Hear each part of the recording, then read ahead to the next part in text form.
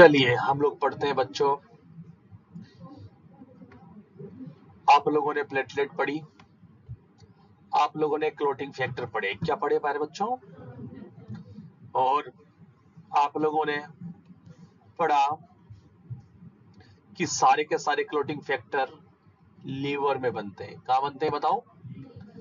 और लीवर में clotting factor कुछ तो प्रोटीन के द्वारा बनते हैं, कुछ विटामिन के द्वारा बनते हैं। आपने देखा दूसरा, सातवां, नौवा और 10वां, इन कलेक्टिव फैक्टर को बनाने के लिए विटामिन के की जरूरत पड़ती है। किसकी बताओ? आपने कल पढ़ा इन सब बातों के बारे में। आज आप पढ़ेंगे बच्चों क्लोटिंग प्रोसेस के बारे में। किसके बारे में? Clotting process. मेरे साथ के साथ लिखेंगे आप लोग, क्लोटिंग प्रोसेस। क्लोटिंग प्रोसेस बच्चों क्या होता है? कहीं पर इंजरी होने के बाद ब्लड स्टॉप होना, ब्लड का थक्का बन जाना, क्लोटिंग प्रोसेस कहलाता है। ब्लड स्टॉप होना या ब्लड का थक्का बनना क्लोटिंग प्रोसेस कहलाता है। इंजरी होने के बाद में आपके ब्लड निकला और ब्लड स्टॉप हो गया थोड़ी देर के बाद में, इसको हीमोस्टेसिस भी कहते हैं। क्या कहते हैं बताओ? हीमोस्टेसिस भी कहते हैं। आपके क्लोटिंग प्रोसेस के लिए दो चीजें रेस्पॉन्सिबल है, एक प्लेटलेट, दूसरा clotting factor. Platelet and clotting factor, ये दोनों चीजें एक्टिवेट होकर आपके क्लोटिंग बनाने का कार्य करती है। लेकिन आपको पता है बच्चों कि ये दोनों चीजें आपके ब्लड के अंदर मौजूद है। दोनों चीजें कहाँ मौजूद है बताओ? ब्लड के अंदर मौजूद है। दोनों की दोनों चीजें आपके ब्लड में मौजूद होती है। प्लेटलेट भी मौजूद होते हैं बच्चों और आपके क्लोटिंग फैक्टर भी मौजूद होते हैं। नॉर्मल ब्लड सर्कुलेशन आप देखेंगे प्यारे बच्चों, तो दोनों चीजें आपके ब्लड के अंदर मौजूद होगी। आपके प्लेटलेट भी मौजूद होती है और आपके क्लोटिंग फैक्टर भी मौजूद होते हैं। लेकिन मौजूद होने के बावजूद भी आखिर क्लोटिंग क्यों नहीं होती है? तो आपका सीधा सीधा आंसर होता है क्योंकि क्लोटिंग फैक्टर और प्लेटलेट दोनों इनएक्टिवेट होते हैं नॉर्मल सर्कुलेशन में। जब तक कि इंजरी ना होगी जब तक ये एक्टिवेट नहीं होंगे। ये इनएक्टिवेट होते हैं इसलिए नॉर्मल सर्कुलेशन के अंदर क्लोटिंग नहीं होती है। तो आपका सवाल ये होगा, सर ये इनएक्टिवेट क्यों होते हैं? तो इनएक्टिवेट होने के पीछे मेन जो कारण है वो एंडोथेलियम का है। और एंडोथेलियम क्या होती है? एंडोथेलियम आपके ब्लड वेसल्स की अंदर की लेयर होती है। ये एंडोथेलियम ही मेन फैक्टर है जो आपके नॉर्मल सर्कुलेशन के अंदर ब्लड के कोगुलेशन को, ब्लड के क्लोटिंग को, ब्लड के थक्का बनने को रोके रखता है। आखिर एंडोथेलियम ऐसा क्या करता है सर कि ये प्लेटलेट और क्लोटिंग फैक्टर को इनएक्टिवेट बनाकर नॉर्मल सर्कुलेशन के अंदर क्लोटिंग बनने से रोकता है? कैसे? आखिर प्लेटलेट और क्लोटिंग फैक्टर कैसे इनएक्टिवेट रहते हैं? तो इनके लिए रेस्पॉन्सिबल है आपके एंडोथेलियम। क्या रेस्पॉन्सिबल है? एंडोथेलियम, जो कि अंदर की लेयर है। एंडोथेलियम के जस्ट नीचे सब एंडोथेलियम होती है जिसका काम हम पढ़ेंगे बाद में। अभी मेन काम एंडोथेलियम का चल रहा है। एंडोथेलियम आखिर आपके प्लेटलेट और क्लोटिंग फैक्टर को कैसे इनएक्टिवेट बनाए रखती है बच्चों? इसके लिए एंडोथेलियम पर 3 मैकेनिज्म होते हैं। कितने मैकेनिज्म बच्चों? 3 मैकेनिज्म। पहला मैकेनिज्म आपके प्लेटलेट इनएक्टिवेशन का है। किसका है बताओ? प्लेटलेट है। आखिर प्लेटलेट किस तरीके से इनएक्टिवेट रहती है? Platelet inactivation. दूसरा मैकेनिज्म आपके फैक्टर नंबर दूसरा, 9वां और 10वें का इनएक्टिवेशन है। और तीसरा आपके पास में जो है 5वें और 8वें फैक्टर का इनएक्टिवेशन है। आपकी जो एंडोथेलियम है इन चीजों को इनएक्टिवेट रखती है।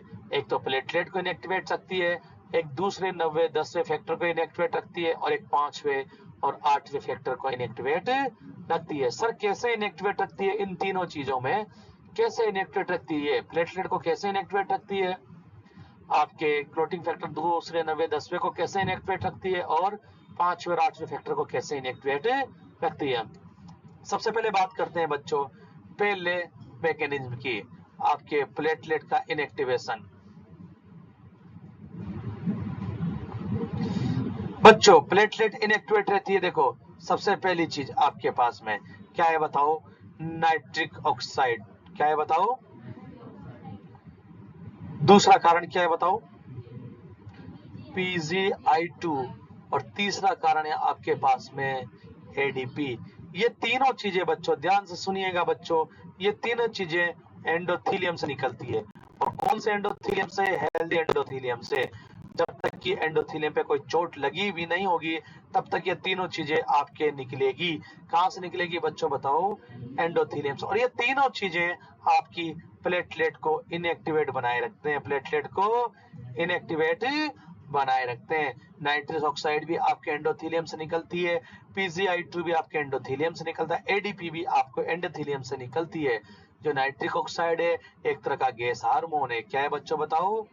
गैस हार्मोन है, क्वेश्चन एग्जाम में आया हुआ है गैस हार्मोन। PgI2 ये PgI2 प्रोस्टाग्लैंडिन से क्या है बताओ? एक तरह का, और इसका नाम क्या है बताओ? इस प्रोस्टाग्लैंडिन का नाम क्या नाम है? प्रोस्टासाइक्लिन। क्या नाम है बताओ? ये प्रोस्टासाइक्लिन है इसका नाम, मैंने शॉर्ट में लिखा हुआ है, पूरा नाम क्या है? प्रोस्टासाइक्लिन। और ADP का फुल फॉर्म क्या है? Adenosine diphosphate. बच्चों ये तीनों चीजें प्लेटलेट को इनएक्टिवेट बनाए रखती है। और जब तक प्लेटलेट इनएक्टिवेट है आपको पता है कि क्लोटिंग नहीं होगी। और ये तीनों चीजें कहां से निकलती है प्यारे बच्चों? हेल्दी एंडोथीलियम से। कहां से? हाँ, तो पहला तो हो गया आपके पास में प्लेटलेट इनएक्टिवेशन। दूसरा देखो आपके पास में कि दूसरे 90 8वें फैक्टर को इनएक्टिवेट बनाना। तीन मैकेनिज्म काम करते हैं। कितने मैकेनिज्म? आपके नॉर्मल सर्कुलेशन में ब्लड क्लॉट क्यों नहीं होता उसके लिए तीन मैकेनिज्म काम करते हैं। आपका जो ब्लड सर्कुलेशन चल रहा है उसमें प्लेटलेट भी है, क्लोटिंग फैक्टर है, दोनों चीजें, फिर भी क्लोटिंग क्यों नहीं होती उस बारे में हम लोग पढ़ रहे हैं। क्यों नहीं होती? क्योंकि यहाँ पर तीन मैकेनिज्म है जो कि क्लोटिंग को रोकते हैं। तीन मैकेनिज्म है। क्लोटिंग कब होगी? जब आपके चोट लगेगी तभी। जब तक चोट नहीं लगेगी ये तीनों मैकेनिज्म काम करते रहेंगे। जैसे चोट लग जाएगी ये तीनों मैकेनिज्म फेल हो जाएंगे और क्लोटिंग हो जाएगी। तो दूसरा मैकेनिज्म जो आपके प्लेटलेट, पहला मैकेनिज्म आपके प्लेटलेट को इनएक्टिवेट बनाए रखता है, दूसरा मैकेनिज्म आपके दूसरे 90 और 10वें फैक्टर को इनएक्टिवेट करता है। फैक्टर को क्या करता है बताओ? आखिर कैसे? आपके एंडोथीलियम पर बच्चों, किस पे बताओ? रिसेप्टर पाए जाते हैं। क्या पाए जाते हैं बच्चों? हाँ, क्या नाम है बताओ रिसेप्टर का? Heparin sulphate receptor. क्या नाम है बताओ? हाँ, हिपेरिन सल्फेट रिसेप्टर।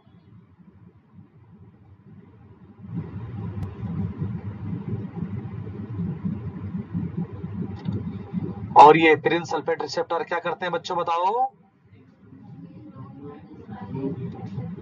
हाँ, दूसरे 90 10वें फैक्टर को इनएक्टिवेट बनाए रखते हैं। क्या करते हैं बताओ? इनएक्टिवेट बनाए रखते हैं। आई बात समझ में? तीसरा मैकेनिज्म आपके पास में, तीसरा आपके पास में, तीसरा क्या है बताओ बच्चों? तीसरा ये 5वें और 8वें फैक्टर का इनएक्टिवेशन। 5वें और 8वें फैक्टर का इनएक्टिवेशन कैसे होता है बताओ? एंडोथीलियम पर। किस पे बताओ? एक थ्रोम्बोमोड्यूलिन रिसेप्टर होता है। कौन सा बताओ? अरे कौन सा? थ्रोम्बोमोड्यूलिन, थ्रोम्बो रिसेप्टर होता है। और ये थ्रोम्बोमोड्यूलिन रिसेप्टर किसको अटैच रखता है बताओ? किसको अटैच रखता है? थ्रोम्बिन को। और ये थ्रोम्बिन क्या बनाती है? ये बनाती है, क्या बनाती है बताओ? प्रोटीन सी, और ये प्रोटीन सी क्या करती है, 5वें 8वें फैक्टर को इनएक्टिवेट बनाए रखती है। ये क्या करती है प्रोटीन सी, 5वें और 8वें फैक्टर को इनएक्टिवेट बनाए रखती है। अब देखो आपके पास में, देखिए प्लेटलेट भी क्या होगी बताओ, इनएक्टिवेट हो गई थी। आपके पास में दूसरा 9वां 10वां फैक्टर भी क्या हो गया था बच्चों, इनएक्टिवेट। आपके पास में 5वां 8वां फैक्टर भी क्या हो गया था बच्चों, इनएक्टिवेट। क्या हो गया था, इनएक्टिवेट हो गया था। आई बात समझ। जब इतने सारे इनएक्टिवेट हो गए तो आपके क्लोटिंग कैसे होगी, क्लोटिंग, क्योंकि क्लोटिंग होने के लिए क्या होना चाहिए, प्लेटलेट भी एक्टिवेट होना चाहिए और सारे के सारे फैक्टर क्या होना चाहिए। अगर एक भी फैक्टर एक्टिव नहीं हुआ तो क्लोटिंग, यहाँ तो 5 फैक्टर एक्टिव नहीं हो रहे। कितने फैक्टर, 5 फैक्टर इनएक्टिवेटेड है। कितने फैक्टर, अगर एक भी एक्टिव नहीं हुआ तो मामला फेल। इसलिए आपके नॉर्मल सर्कुलेशन में क्लोटिंग नहीं होती। अगर एंडोथेलियम डैमेज हो जाएगी तो क्लोटिंग होना स्टार्ट। कैसे कैसे एंडोथेलियम डैमेज हो सकती है बताओ, कारण इंजुरी से हो सकती है, फेट जमा हो जाए या फिर कुछ जमा हो जाए आपके एंडोथेलियम पे, किसी भी वजह से एंडोथेलियम डैमेज हो जाएगी तो क्या होने लगेंगे, क्लोटिंग होने लगेगी। क्या होने लगेगी, क्योंकि ये सारे काम नहीं हो पाएंगे। सारे काम कौन से, ये तीनों काम नहीं हो पाएंगे। आई बात समझ में। जैसे एंडोथेलियम डैमेज हुए, प्लेटलेट भी क्या हो जाएगी एक्टिवेट, और फैक्टर भी क्या हो जाएंगे, और सब एक्टिवेट हो जाएंगे तो क्या करवा देंगे, क्लोटिंग करवा देंगे। क्या करवा देंगे, तो चोट लग जाएगी तो क्या हो जाएगी, क्लोटिंग हो जाएगी। एंडोथेलियम डैमेज होनी चाहिए। क्या डैमेज होनी चाहिए, कैसी चोट हो, कैसी, सीधी कहां पर जाए, एंडोथेलियम को डैमेज। जब तक एंडोथेलियम डैमेज नहीं तब तक क्लोटिंग, एंडोथेलियम डैमेज नहीं तब तक क्लोटिंग नहीं होगी। समझे, तो सारा खेल एंडोथेलियम, सारा खेल कहां से कहां पर है, एंडोथेलियम ब्लड वेसल्स के अंदर की तरफ, ब्लड वेसल्स के। तो लग गई चोट, लग गई चोट, निकल गया खून, हो गई डैमेज। कौन डैमेज, एंडोथेलियम। लग गई चोट, हो गई डैमेज एंडोथेलियम, निकल गया खून, डैमेज हो गई एंडोथेलियम। तीनों के तीनों काम नहीं हो पाएंगे। जो इनएक्टिवेशन वाले कार्य थे वो फेल हो गए। अब कौन से कार्य स्टार्ट हो गए, एक्टिवेट वाले। कौन से, और जब एक्टिवेट हो गया तो स्टार्ट क्लोटिंग। आई बात समझ में। तो क्यों नहीं होती पता लग गया। चलिए आगे पढ़ेंगे, क्यों हो जाती है क्लोटिंग, क्यों हो जाती है क्लोटिंग, कौन एक्टिवेट हो जाता है, क्यों एक्टिवेट हो जाती है, एंडोथेलियम कहां लग जाता है, डैमेज हो जाती है, एंडोथेलियम डैमेज, मामला गड़बड़। इधर एंडोथेलियम डैमेज, उधर मामला